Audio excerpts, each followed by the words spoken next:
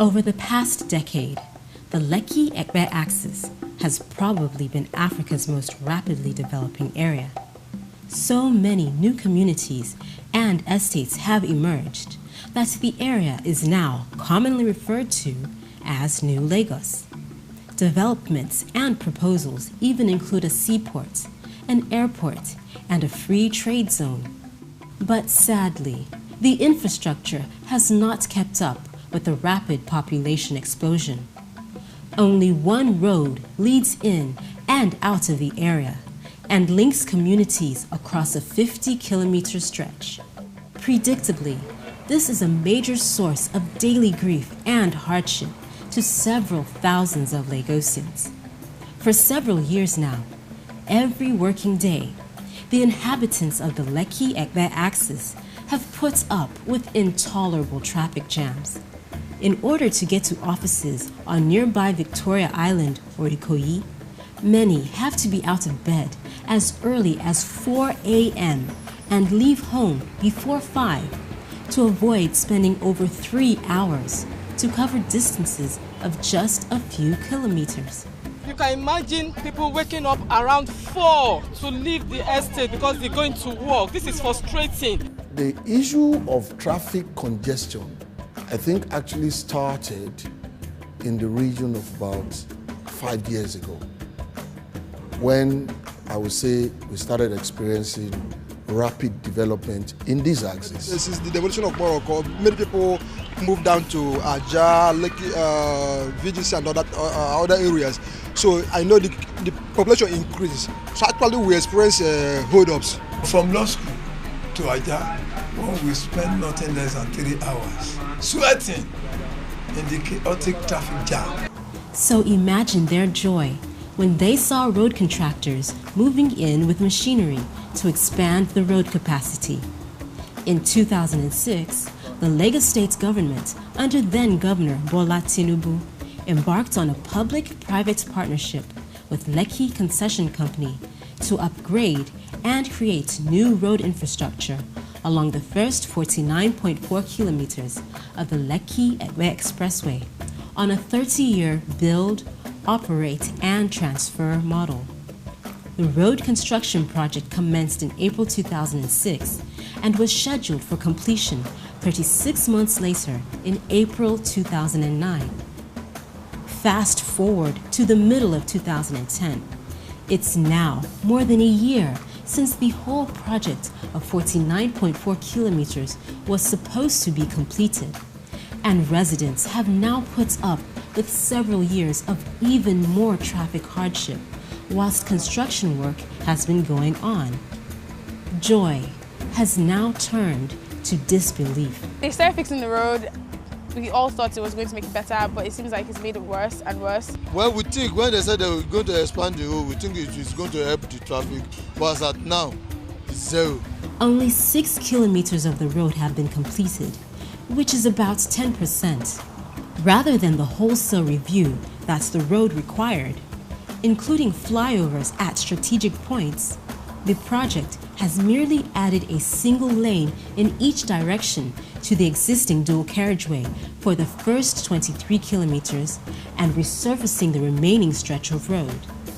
But most depressingly, a structure which had initially appeared to be a flyover linking the Oniru area turns out to be an elaborate electronic toll plaza by which toll fees are to be extracted from long-suffering Lekki axis inhabitants and their visitors. My impression as a person was that they were going to fly a bridge from this side of the road to Ikoyi. Some other, discernible minds started thinking and said, look, this doesn't look like a bridge per se. It looks like something else. Say, could it be a say? Then speculations started, making the rounds. Oh, look, it's going to be a toll plaza. So toll plaza for what? Collection of toll? Oh, so this road is going to be a toll road. It has emerged that up to 5 of these toll plazas will be erected, with 3 of them being concentrated within the Etiosa local government area. This and other intriguing factors have led many to conclude that this Lekki-Ekpe road expansion project is not at all in the public interest. There is a common perception that Lekki Axis residents are uniformly wealthy, and there appears to be plenty of supporting evidence in the form of the palatial mansions in this serene environment. But in reality, long before wealthy developers moved into Lekki Phase 1 and Victoria Garden City, the Axis has been home to over 50 rural farming and fishing communities, all the way from then Maroko, Three-Kota, Aja, Shongotedo, Badore, all the way to Ekbe. Until the late 1970s, development had not yet reached the area, and the inhabitants had no road access to other parts of Lagos State. The only means of communication in this area was by lagoon, and people had to go through from Ibiti-Elefun. You know, the Sapas in those days. They have to travel on water, and it took them hours to get to their various destinations. We made a lot of protests. Then Alhaji Jakonde promised us. The thing was not forthcoming. Then I started wearing reboot to the Lagos State House of Assembly to protest. It started from a very small beginning when the villagers demanded a road. The Lekki people were mostly farmers.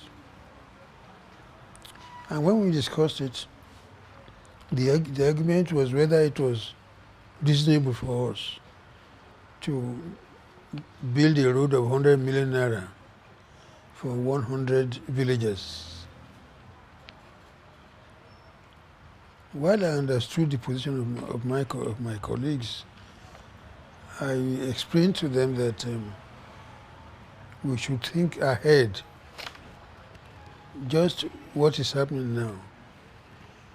Because Victoria Island and Ikoyi were the only areas we had at that time. And if I asked them to take the position that eventually the road would pay its way. Over the decades, these people have been displaced from their lands, deprived of even the most basic amenities, and now they are set to be further exploited by the forcible introduction of toll charges on the only road that links them to mainland Lagos. In a democracy, is it morally justifiable to impose tolls on poor people who have no alternative? You're paying this toll against the background of a total state of neglect in the community. All the estate was shared by them. All the estate, look at there, go to the estate there. Nobody has been living there. All is tie road, all is electrification, all the virtual amenity is there. No, nobody is living there. Where people are living, you are collecting your tax, the trader are paying money, you are collecting retirement rate, they have been paying, that's nothing. This primary school was built in 1945. Just in a year now, we have been able to get a secondary school, a junior secondary, since 1945. Look at the estate. This one has been built during the colony, and it was rehabilitated about 2 years ago, the same structure. Look at the situation of people in Aja here. There is no general hospital. When someone sick here, before they can rush you down to the general hospital, the person will collapse. One of the reasons why you have heavy traffic around there is that every morning, people move from here to Lagos Island, Victoria Island, and Lagos Island to do their businesses, go to school and all that, because there is none here. And then in the evening, just the same way, the other side will be free, this side will be heavy. Nothing. Nǹkan tá a fẹ́ lọ́fẹ́ fún wa, a fẹ́ tó gate up fún wa yẹn, a fẹ́ rárá torí ó máa ní àwọn èèyàn lára púpọ̀ jù. Láti Àjàmbíbà yìí sí àyè mbẹ́ a máa sanwó lẹ́ẹ̀mẹ́ta, kò bá a lára mu rárá. Nǹkan tá à ń béèrè lọ́wọ́ ìjọba ta fẹ́ kọ́ ṣe fún wa, wọ́n ṣe fún wa. À ń béèrè kọ́lẹ́jì tó wà ní bíbá yìí ò tó rárá. Ọbalẹ́ndé làwọn ọmọ wa ti ń lọ sí school, owó mọ́tò yẹn gan alára kò ṣeé kó láyé ọ̀tọ̀.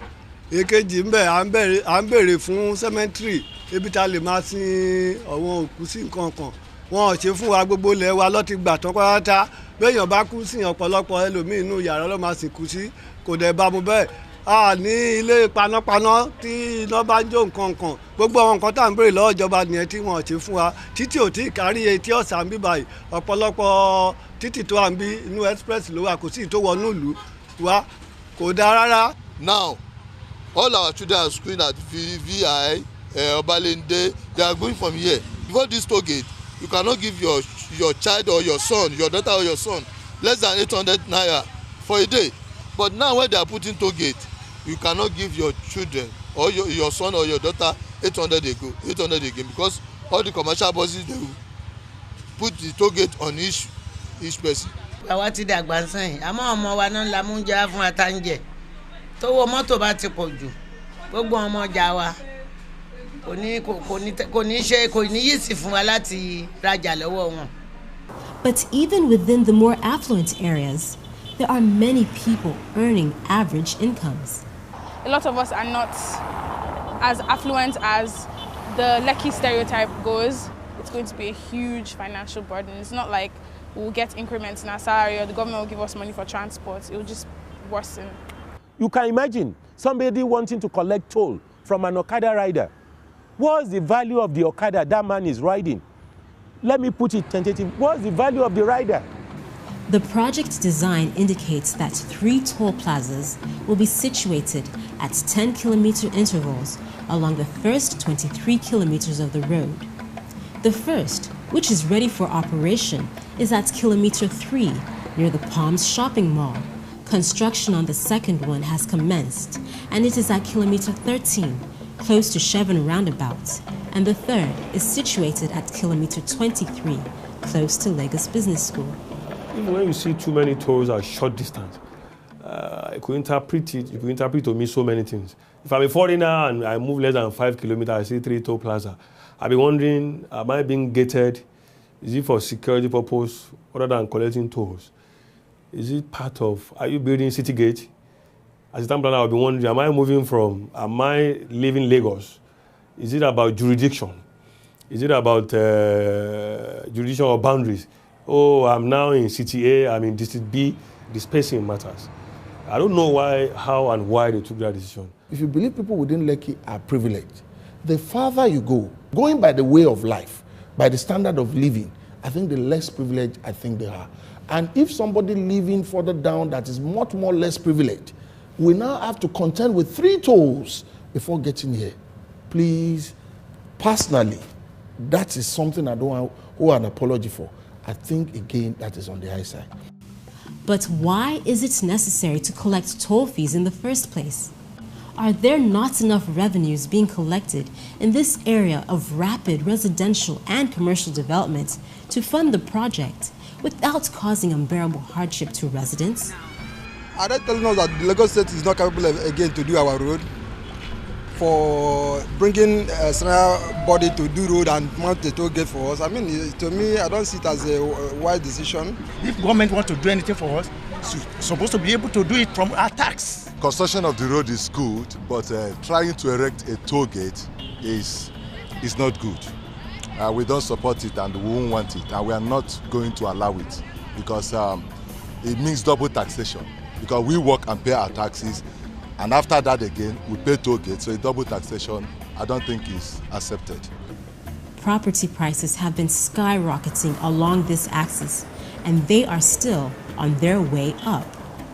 Using the power of the Land Use Act, successive Lagos state governments have taken over much of the land that used to belong to indigents and sold these parcels of land at a premium to prospective developers.